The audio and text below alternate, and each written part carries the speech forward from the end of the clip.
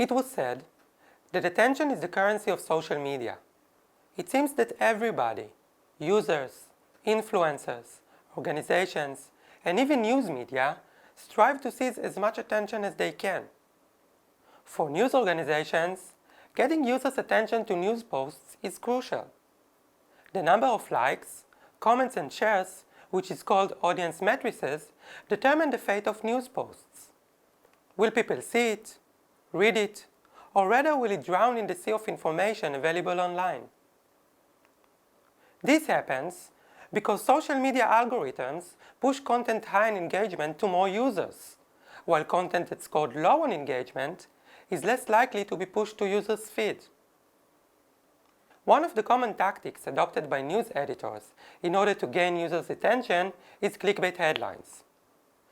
Clickbait headlines are content which its main purpose is to attract attention and encourage visitors to click on a link to a particular web page. Usually, by using catchy, exaggerated, exciting, and sensational headlines in order to maintain and exploit user curiosity gap.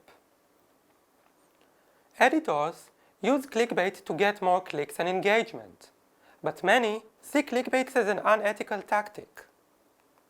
Journalists and scholars even refer to clickbait as the death of journalism, and the users find them deceptive and impose sanctions against the outlet who use them. Thus, publishers are faced with a dilemma. On the one hand, clickbait headlines gain more engagement, making it a worthwhile tactic in the short run. On the other hand, it is perceived as a deceptive tactic that affects the outlet's reputation and credibility, which raises questions about its effectiveness in the long run.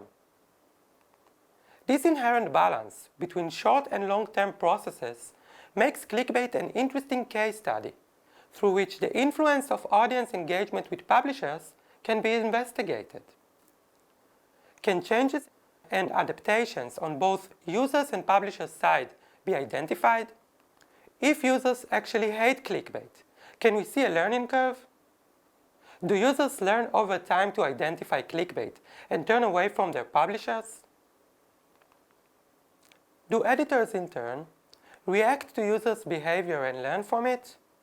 It was frequently suggested that engagement matrices allow editors to understand audience tastes and likes, and that editors receive immediate feedback that allows them to change and modify the news they present to appeal to more people. If that is true, we would expect them to react to changes in audience engagement with clickbait.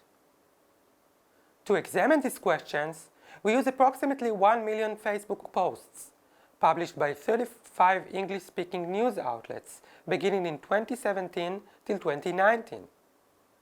The data also contained audience engagement data for each post, the number of likes, comments, and shares, is captured and retrieved by Newswhip.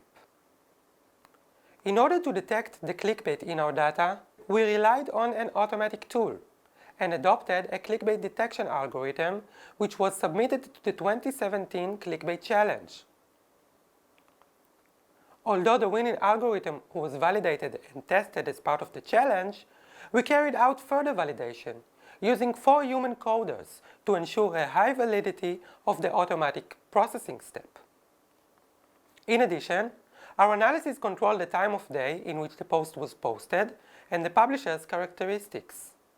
First, we asked, is the engagement on Facebook users with clickbait headlines lower than with non-clickbait headlines?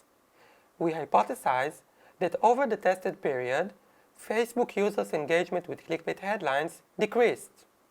To test this hypothesis, we conducted a multi-level analysis where engagement and clickbait were nested within a Facebook page, which served as the aggregated level.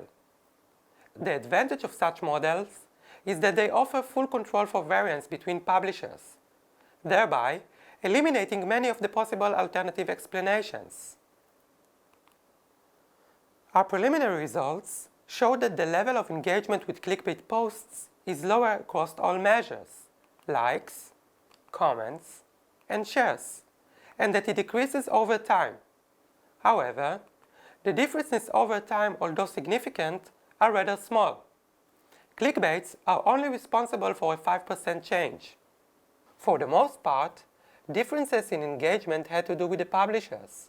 Some, the BBC for example, get a lot of engagement, while others do not. Our second hypothesis was that over the tested period, news outlets' use of clickbait headlines on Facebook decreased. As hypothesized, we see a decrease in the probability of a headline being clickbait over time. However, we also found that similarly to the way clickbait engagement varies between media outlets, the amount of clickbaits they use also differs. For example, BuzzFeed had the highest average score of 65%, while CBC had an average score of 2.5%. Lastly, to investigate whether editors learn their audience behavior and adapt their content, we had to not only show a general decrease in number of clickbait headlines, but we expected to find a cross-legged relation between users' decreasing engagement with clickbait headlines and the decreasing use of clickbait headlines by news outlets. Here, we found very robust results. First, the clickbait rate is very stable. The amount of clickbait posted in the previous month is a strong predictor of the clickbait rate in the following month. Second, engagement with clickbait headlines had the expected effect. Interestingly, the effect of engagement with non-clickbait headlines was not significant. This suggests that whether or not non-clickbait headlines perform better than clickbait headlines was not a factor in the editorial decision. Although research focused on clickbait as one of the editor's practices in social media environment, its implications might be broader. Our preliminary findings echo past literature concerned with the influence of audience reaction on journalism practices and the effect on journalists to perform their important role in democratic societies. Our findings illustrate the marketing way of thinking that news editors are increasingly adopting, meaning putting more weight on users' engagement and adjusting their content accordingly.